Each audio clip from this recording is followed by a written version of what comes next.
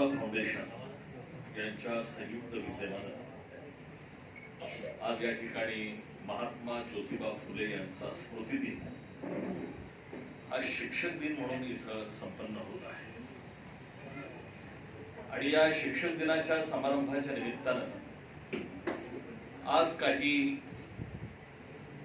वेगळी वाट चालणारे, शिक्षण क्षेत्रामध्ये काहीतरी वेगळेपण जपणारे आणि समाजाविषयीची आपली काही बांधिलकी आहे असं मानून काम करणारे जे शिक्षक आहेत, त्या शिक्षकांचा सन्मान या ठिकाणी होत आहे। या कार्यक्रमासाठी उपस्थित असलेले आमचे दलित महासंघाचे मित्र अनिल मिसाळ, सागर गुरुड, सर्जेराव पाटील, आप्पा मोरे, कपिल पाटील, प्रदीप मोहिते सर, संघसेन जगतकर, आमचे अतिशय महाराष्ट्रव्यापी काम करणारे, व्हॉट्सअपवर सातत्यानं रोज दोन तीन वेळा दिसणारे आमचे बाजीराव नाईक सर, विश्वास कारवेकर, धनाजी सकटे, गुरु मामा, नेताजी मस्के, मेघश्री पण दिसते मला वाटतं तिथं बसलेली आहे, शिवाजी सकट, प्राध्यापक नंदकुमार साळुंके, संजय कोगडे, विचार मंचावर उपस्थित असलेल्या शिक्षक पुरस्कार विजेत्या सन्माननीय प्राध्यापिका doctor Pratibha Ahire, Mohite madam, Sabale sir, Khandarmulikar sir आणि गेली 30 वर्ष माझ्या सोबत माझी सावित्री म्हणून फिरणारी माझी सावित्री पुष्पलता सकटे मॅडम आणि उपस्थित सर्व मित्र हो, या कार्यक्रमाचं आयोजन अतिशय नेटकेपणाने ज्यांनी केलेले आहे ते मुक्ता फाउंडेशनचे प्रमुख प्राध्यापक अमोल महापुरे आणि सर्व उपस्थित मित्र हो। खरं म्हणजे मॅडम नारायण कांबळे आणि आपण येत आहे म्हणून मी आजच्या कार्यक्रमाची जबाबदारी स्वीकारली।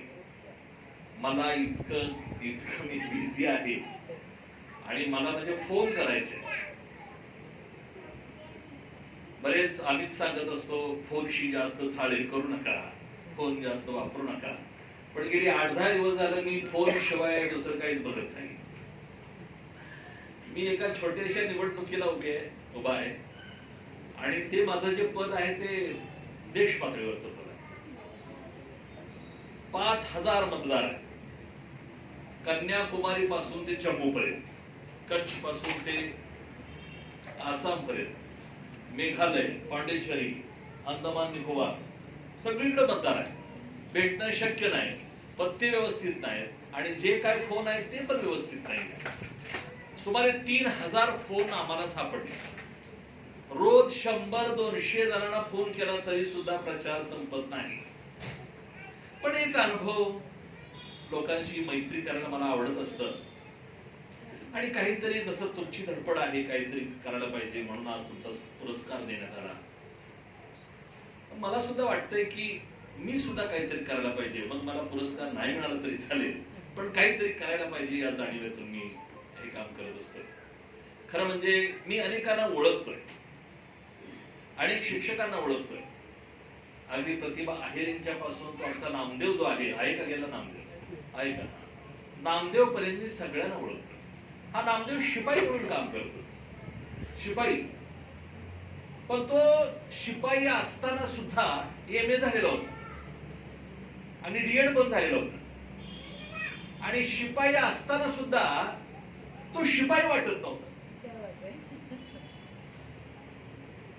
त्याची धडपड सतत चालू होती।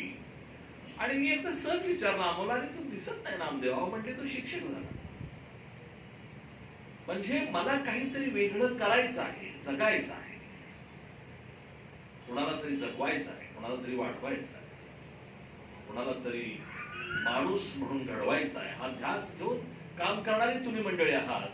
मी मुक्ता फाउंडेशनच्या संपूर्ण टीमचं मनापासून अभिनंदन करतो की योग्य शिक्षकांचा त्यांनी या पुरस्कारासाठी निवड केलेली आहे आणि चांगल्या शिक्षकांचा।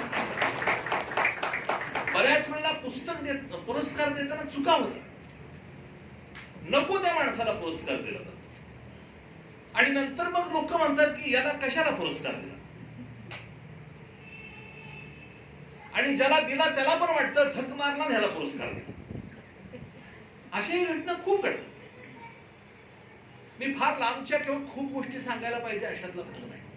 अगदी काल परवाच एक पुरस्कार राष्ट्रपतीच्या हस्ते देण्यात आला आणि ज्यांना देण्यात आला ती एक महिला आहे. माझं महिलांच्या विषयी फार चांगलं मत आहे, पण अशा महिलांच्या विषयी माझं चांगलं मत आहे की ज्या महिला स्वतःचा, समाजाचा, देशाचा, जगाचा, विश्वाचा, पर्यावरणाचा, सगळ्या जीवांचा विचार करतात. कंगना राणावतला पुरस्कार घेतला आणि तिनं जे काय विधान केलं त्यानं देश परेशान झाला. ते म्हणजे स्वातंत्र्य 47 ला नाही 2014 ला मिळालं. आणि त्याच्यानंतर जे काही न्यूज आल्या सोशल मीडियावरती काही आपण सगळे बघितलं. तर असे जे काय पुरस्कार प्राप्त लोक आहेत, मग स्त्री असतील पुरुष असतील, त्यांच्याबद्दल समाज परेशान होतो, पुरस्कार देणारा परेशान होतो.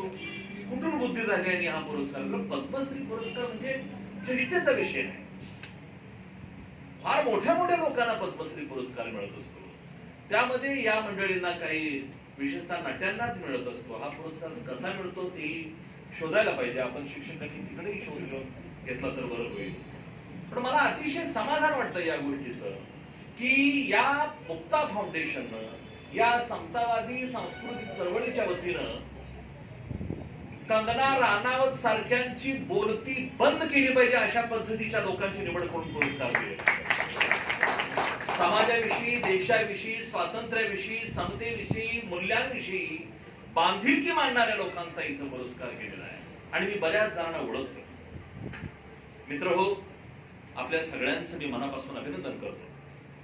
काळे मॅडमचं बरोबर ना नाव तुमचं मॅडम?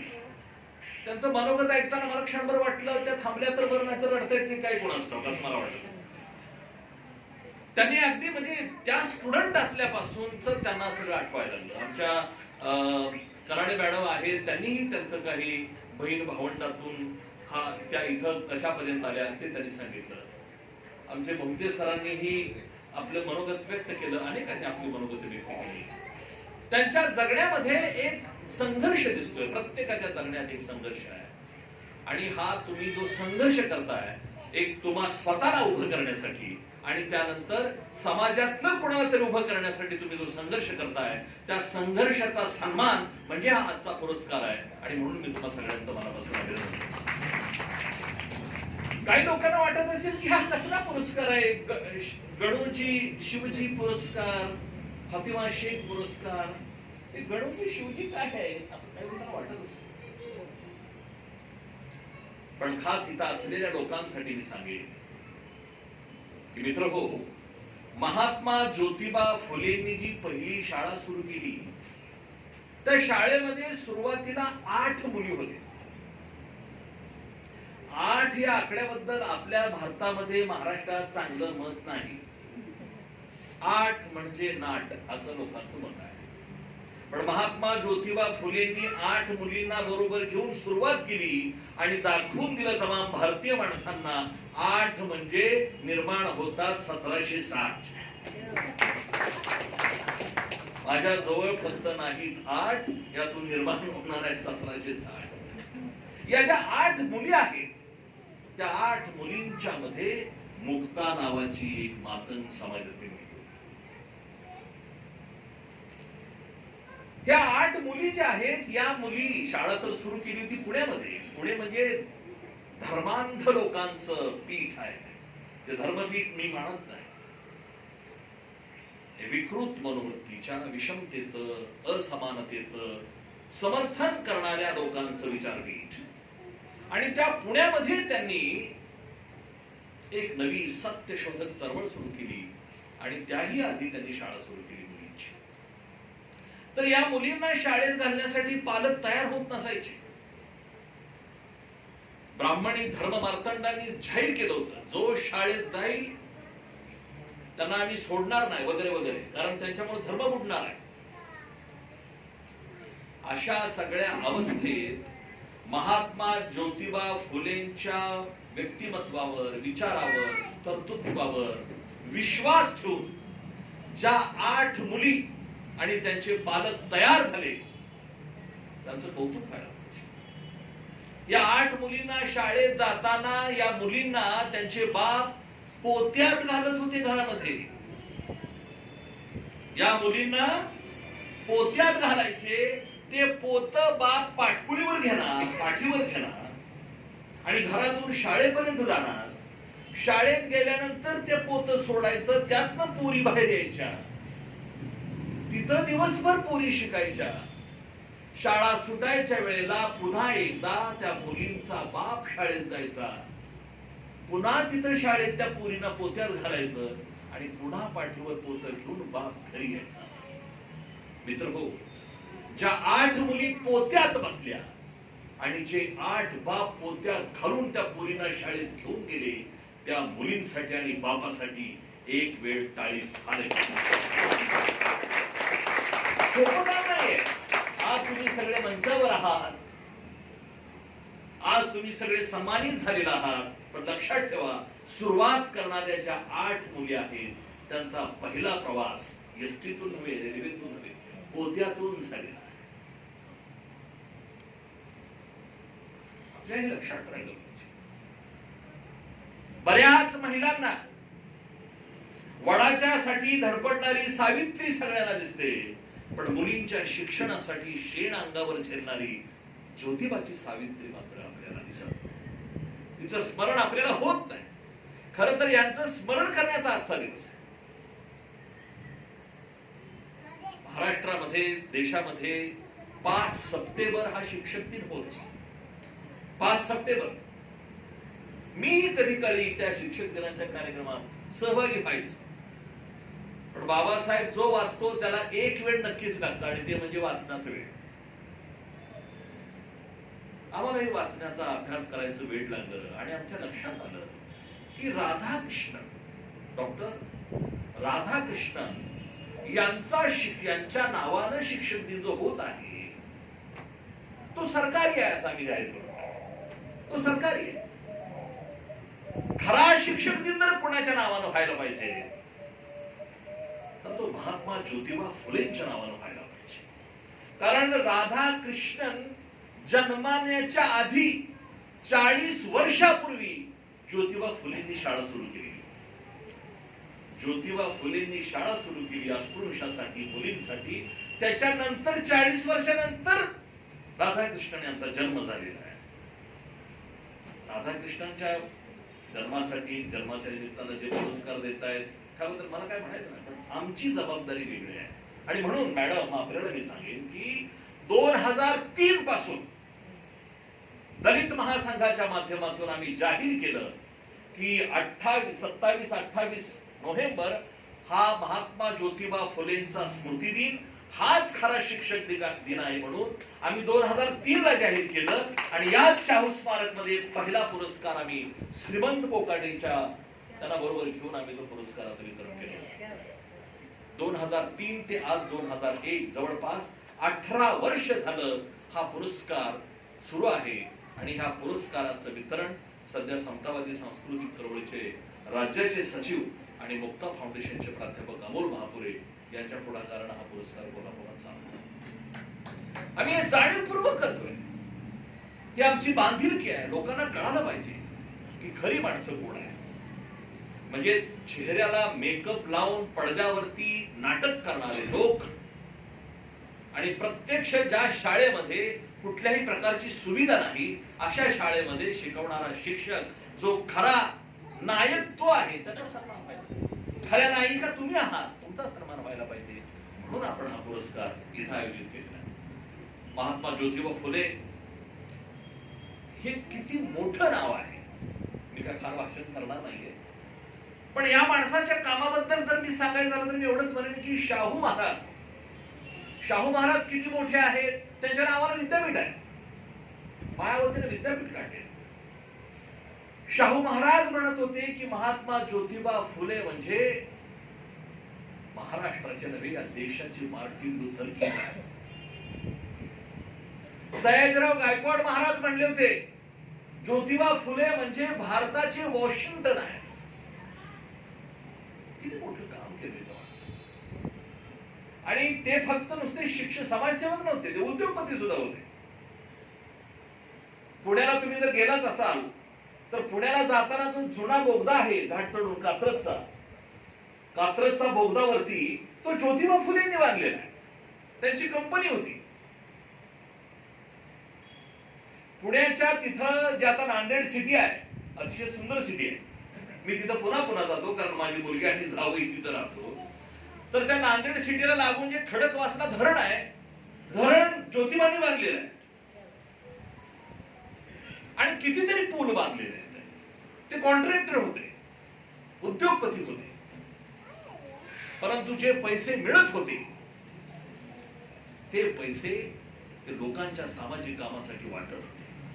आज लोक एवढे पैसे मिळवत आहेत की पैसे खर्च होणार नाहीत. मी पाहिजे तर जेलमध्ये जातो पण पैसे तिजोरीत राहिले पाहिजे. महात्मा ज्योतिबा फुलेंनी पैसे मिळवले, कष्टातून कामातून मिळवले, लोकांना रोजगार दिला. कामगारांचं जीवन त्यांनी बघितलं. मुंबईमधल्या गिरणी कामगारांचं जीवन बघितलं आणि त्या गिरणी कामगारांसाठी काहीतरी संघटना करा, काहीतरी त्यांच्या न्याय हक्कासाठी काम करा म्हणून त्यांचा कार्यकर्ता नारायणराव मेघाजी लोखंडे, मॅडम बरोबर ना, त्यांना त्याने मुंबईला पाठवलं आणि भारतातली पहिली कामगार संघटना ज्या नारायणरावांनी स्थापन केली लोखंडेंनी, ते महात्मा ज्योतिबा फुलेंचे कार्यकर्ते. महात्मा ज्योतिबा फुलेंना म्हणतात ते ब्राह्मणांच्या विरोधात होते. ते ब्राह्मणांच्या विरोधात नव्हते, ते अन्याय, अत्याचार, अंधश्रद्धा यांच्या विरोधात होते. जर ते ब्राह्मणांच्या विरोधात असते तर काशीबाई नावाच्या एका ब्राह्मण बाईचा नातू त्यांनी दत्तक घेतला नसता. आणि तो नातू दत्तक घेतला नाही. तो नातू कसा जन्माला आला तुम्हाला माहित असेल. तो असाच अनवरस आहे.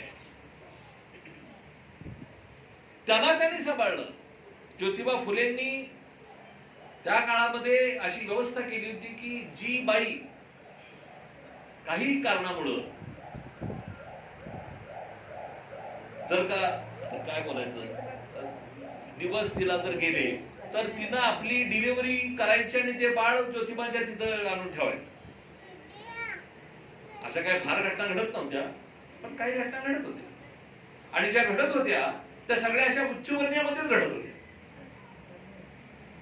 कारण तिथल्या बायकांचे हाल होत होते ना. लवकर लग्न, कुमारी जरठ विवाह, काही नवरे तर बोहल्यावर हार घालतानाच आटे घेऊन पडायचे, तिथं मारायचे, अशी परिस्थिती. मग अशा स्त्रियांना अंधार कोठडीत ठेवलं जायचं आणि मग त्यांचा पाय घसरला किंवा काय असेल ते, आणि त्याचा परिणाम म्हणून मग अशा मुलींसाठी तर ती काशीबाईचा नातू तो तसा जन्माला. त्या यशवंताला त्यांनी डॉक्टर केलं. ज्योतिबाने डॉक्टर केलं. ब्राह्मण विरोधी नव्हते, सत्याच्या बाजूला होते, प्रकाशाच्या बाजूला होते, उजेडाच्या बाजूला, न्यायाच्या बाजूला ज्योतिबा होते. डॉक्टर बाबासाहेब आंबेडकर, काय नातं आहे बघा. छत्रपती शिवाजी महाराजांनी, आपल्याला माहित असेल नसेल, आपण फक्त जय शिवाजी म्हणत असतो, जय जय जय जय जय जय जय शिवाजी. पण या जय शिवाजीची सुरुवात जी आहे ती ज्योतिबांनी केलेली आहे. हे मराठ्यांना सुद्धा माहित नाही बऱ्याच लोकांना. ज्योतिबा फुले प्रचंड वाचत होते आणि त्यांच्या वाचनात आलं की छत्रपती शिवाजी महाराजांची समाधी रायगडावर आहे. ते पुण्यावरून रायगडला गेले, दिवसभर रायगड फिरले, समाधी कुठंच दिसेना. मग दिवस मावळाच्या आतमध्ये उतरलं पाहिजे. आता रोप वे झालेला आहे. आपण सगळे आता गडावर चालत जात नाही रायगडावर. रोप वे वेळ कोणाला. शिवाजी महाराजांचं गुणगान करायचं पण शिवाजी महाराज ज्या रस्त्याने चालले त्या रस्त्याने चालायचं सुद्धा काम करत नाही. विचारायचं नाही म्हणत मी, अगदी गडावरच्या सुद्धा रस्त्याने जात नाही कोणी. रोप वे, अतराळी जायचं, अतराळी माघारी यायचं आणि खाली वर जाऊन तेवढं जय शिवाजी म्हणायचं. ज्योतिबा फुले रायगडावर गेले, दिवसभर समाधी शोधण्याचा प्रयत्न केला. जंगलच होतं वरती. 100-150 वर्षामध्ये काय असणार आहे. ते सगळ्या झाडीत जाऊन बघायचे काय आहे का, समाधी कुठे दिसे ना कुठे. शेवटी दिवस मावळाच्या आत उतरला पाहिजे गडावरून म्हणून ते जाता जाता एक ठिकाणी सहज बघितलं आणि त्यांना काहीतरी चमकल्यासारखं दिसलं. समाधी सारखं काहीतरी त्यांना दिसलं आणि म्हणून ते एक खूण केली त्यांनी आणि म्हटलं आता परत वेळेला येईल. संपूर्ण झाडीमध्ये ती समाधी लपून गेली होती. आणि ज्यांनी छत्रपती शिवाजी महाराजांनी ज्यांना जहागिऱ्या दिल्या होत्या ते गडावर होते, पण समाधीकडे त्यांचं कोणाचं लक्ष नव्हतं. ज्योतिबा फुले गडावरून खाली आले. आपल्याला माहित असेल लघुजी साळवे वस्ताद मातंग समाजाचे होते, त्यांची तालीम होती. त्या तालमीमध्ये हे शिक्षण घेत असायचे शारीरिक. आणि तिथे गेले आणि ते म्हणाले की वस्ताद, मी रायगडावर गेलो होतो आणि रायगडावरती छत्रपती शिवाजी महाराजांची समाधी आहे, पण प्रचंड झाडामध्ये अशी ती बुजून गेलेली आहे, दिसत नाहीये. बरं, मग आपल्याला ती उजेडात आणावी लागेल. मग काय केलं पाहिजे? मला जर तुमच्या तालमीतली 4-5 पोरं दिली तर आम्ही सगळी जाऊ आणि ती समाधी मोकळी करू. लहुजी वस्तादांनी आपल्या तालमीतली मांगाची 5-25 पोरं दिली. हातात कुऱ्हाडी घेऊन ही सगळी पोरं ज्योतिबांच्या नेतृत्वाखाली गडावर गेली. सगळी झाडं तोडून काढली, सगळी समाधी मोकळी केली आणि छत्रपती शिवाजी महाराजांची पहिली जयंती त्या रायगडावर ज्योतिबा फुलेंनी मागाच्या 25 पोरांनी रायगडावर केली आणि त्या समाधीला फुलार पडले.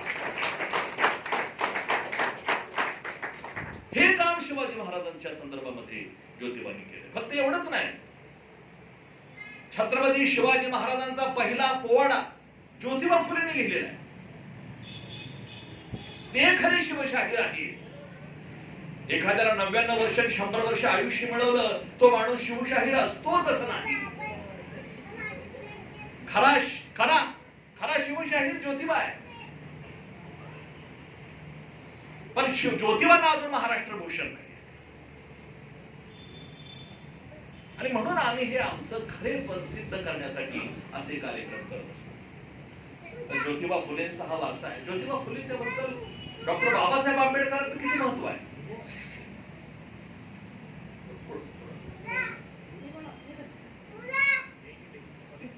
त्यातलाही वाटते भाषण झालं पाहिजे, भविष्यात चांगला बसता किंवा वाईट पण बोललं तर तो बोलू तर देणार नाही. डॉक्टर बाबासाहेब आंबेडकरांची जे 3 गुरु होते, 3 गुरु, त्यामध्ये एक बुद्ध, दुसरे कबीर आणि तिसरे डॉक्टर आपले महात्मा ज्योतिबा फुले. म्हणजे हे नातं, ही परंपरा कशी आहे त्यासाठी मी हे सगळं सांगत असतो. आपण हे समजून घ्यायला पाहिजे. आणि या नात्यामध्ये, परंपरेमध्ये छत्रपती शिवाजी महाराज, बुद्ध, फुले, कबीर, मगाशी आमचे सर म्हणाले, आमचे श्रीकांत सर, बरोबर ना, कृष्णात सर, त्यांनी सांगितलं की बसवांना ही परंपरा अगदी शाहू महाराजांच्या पर्यंत, बाबासाहेबांच्या पर्यंत आणि त्याच्याही पुढे जर न्यायचीच झाली तर त्या अण्णाभाऊ साठेंच्या पर्यंत नेता येईल, आपल्याला लघुजी वस्तादांच्या पर्यंत नेता येईल. आणि हा विचारांचा जो रथ आहे तो समतेचा आहे आणि त्या दृष्टीने आपण सगळ्यांनी काम केलं पाहिजे. मी अलीकडे एका गोष्टीवरती फार सिरियसली काम करतोय मॅडम. मी आपल्याला सांगेन किंवा सर आपल्याला सांगेन की ज्योतिबा फुलेंच्या बद्दल जी मांडणी आजपर्यंत या देशामध्ये झालेली आहे, त्या मांडणीमध्ये महात्मा ज्योतिबा फुले एक समाज सुधारक म्हणूनच त्यांना बघितलं जातं. त्यांनी स्त्रियांसाठी शाळा सुरू केली, त्यांनी अस्पृश्यासाठी शाळा सुरू केली, त्यांनी आपल्या घरातला पाण्याचा हौद खुला केला, त्यांनी खडकवासला धरण बांधलं, त्यांनी हे बांधलं, वगैरे वगैरे वगैरे वगैरे. पण एका गोष्टीकडे दुर्लक्ष होत आहे आणि ती गोष्ट म्हणजे महात्मा ज्योतिबा फुलेंनी एक धर्म स्थापन केलेला, सत्य धर्म. ते धर्म संस्थापक होते, पण त्याकडे कुणीही जेवढं पाहिजे तेवढं लक्ष दिले नाही.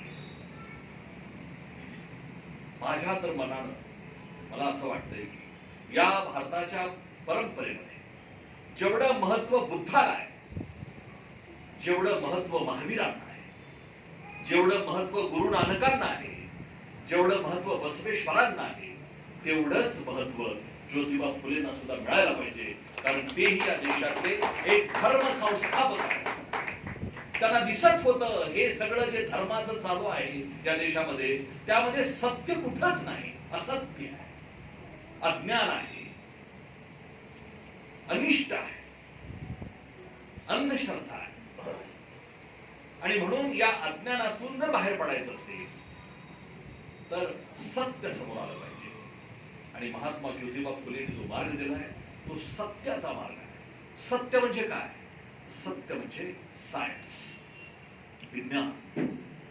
आणि म्हणून विज्ञानाच्या रस्त्यानं जाणं म्हणजेच अज्ञानाला बाजूला करणं. आणि ते काम ज्योतिबा फुलेंनी केलेलं आहे. त्यामुळं आमच्या मॅडमनी बरंचसं श्रेय देवाला देऊन टाकले. कष्ट तर त्यांनीच केलेले होते, त्यांच्या घरातल्यांनी केलेले होते, पण त्यांनी देवाची कृपा म्हणली, त्याचा आशीर्वाद. देव आहे की नाही हे बुद्धाने स्पष्ट केलेलं होतं. बुद्ध सुद्धा म्हणतात आढळून मला माहित नाही देव आहे की नाही. आणि जगातला आपल्या सगळ्यांना माहित असलेला मोठा शास्त्रज्ञ आईन्स्टाईन त्यानं सुद्धा सांगितलं I don't know whether there is a god or not. मग जर आईन्स्टाईनचं पण आपण ऐकणार नसू, जर बुद्धाचं ऐकणार नसू, ज्योतिबा पण म्हणले बाबा मला काय माहित नाही, म्हणायचं असलं तर निर्मिक म्हणा म्हणले ते, तर देव आहे का नाही माहित नाही. मग आपण बुद्धाचं ऐकत नाही, आपण आईन्स्टाईनचं ऐकत नाही, आपण ज्योतिबाचं ऐकत नाही, आपण कुठल्या तरी बुवाचं एखाद्या ऐकून बसतो, त्याच्या पाया पडतो किंवा परत जेलमध्ये गेल्यानंतर झट मारली त्याच्या पाया पडलो असं म्हणतो. असं बऱ्याच वेळा होत असतं.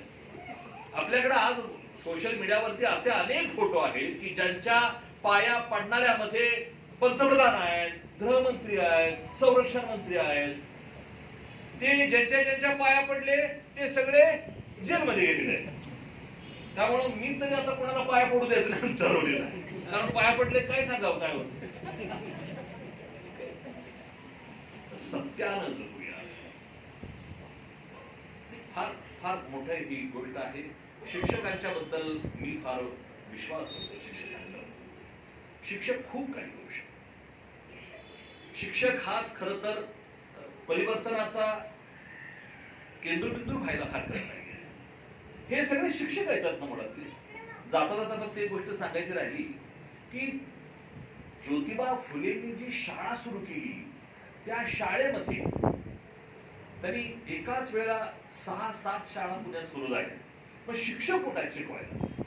मग त्यांच्या शाळेतून त्यांनी शिकवलेले जे काही शिक्षक होते त्यामध्ये त्यांनी महात्मा फुलेंनी शिक्षिका म्हणून सावित्रीबाईची निवड केली.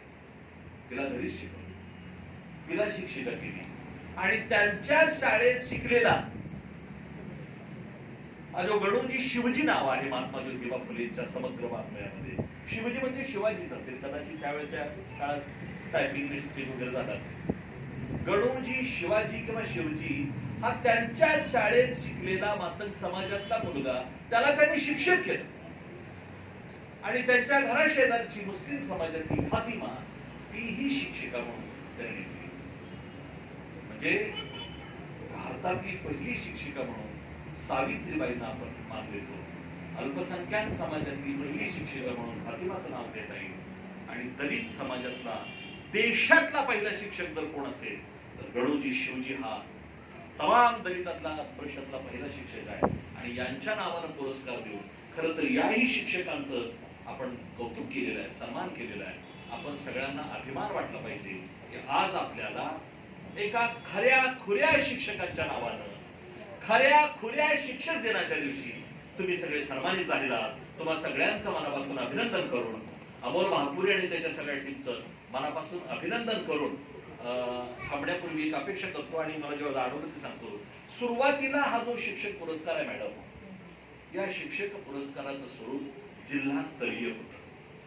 पण आज या पुरस्काराचं स्वरूप राज्यस्तरीय झालेलं आहे. ही सुद्धा एक अतिशय मोठी कौतुक आहे. मला असं वाटतं की आपण सगळ्यांना राज्यस्तरीय पुरस्कार मिळालेला आहे. मी आणखी काही पुराव्यादिशी गोष्ट सांगेन. मी अंधश्रद्धा मानत नाही, पण मी जे काय फॅक्ट समोर आहे त्याच्या आधारे बोलायला काय हरकत नाहीये. हा पुरस्कार ज्यांना मिळालेला आहे त्यातले काही जणांची प्रतिष्ठा पुन्हा वाढवलेली आहे. ज्यांना आजच्या दिवसाचा पुरस्कार मिळालाय त्यांना पुन्हा आणखी काही पुरस्कार मिळालेले आहेत, आणखी काही मोठी पदं मिळालेली आहेत. त्यामुळे मी सुद्धा तुमच्याकडून अशाच पद्धतीची अपेक्षा व्यक्त करतो. तुम्हाला नंतर जेव्हा काही एखादी चांगली प्रतिष्ठा मिळेल असं काही जर मिळालं तर त्यावेळेला माझं स्मरण तुम्ही जरूर करावं अशी अपेक्षा करून टाकतो. जय महाराज. धन्यवाद. सर, खूपच उत्तम प्रकारे आपण आम्हा सर्वांना मार्गदर्शन केलेलं आहे. आता जास्त वेळ